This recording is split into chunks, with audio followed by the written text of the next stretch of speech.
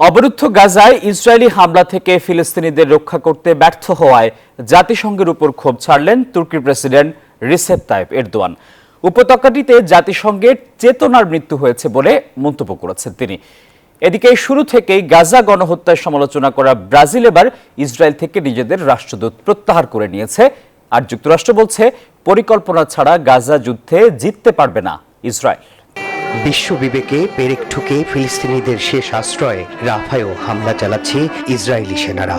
বর্বর হামলায় বাদ পড়ছে না হাসপাতাল ও আশ্রয় শিবিরও। মৃত্যু উপত্যকায় দাঁড়িয়ে নিরীহ ফিলিস্তিনিরা এখন কাঁদতে ভুলে গেছে। এক একটা মৃত্যু বিশ্বকে জানাচ্ছে ধিক্কার। ডমেক্স টয়লেট রাখে ফ্রেশ 100 ফ্ল্যাশ পর্যন্ত, তাই ব্যবহার করুন ডমেক্স ফ্রেশ গার্ড। নির্মমতা থামাতে আন্তর্জাতিক ব্যবস্থা পুরোপুরিভাবেই ব্যর্থ।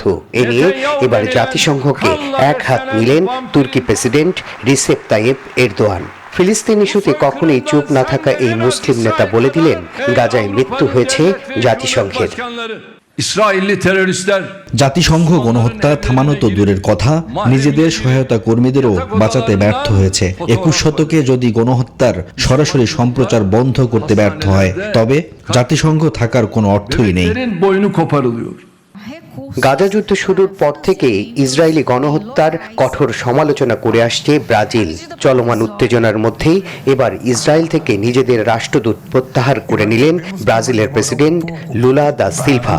এ বিষয়ে বুধবার একটি গেজেট জারি করেছে ব্রাজিল সরকার।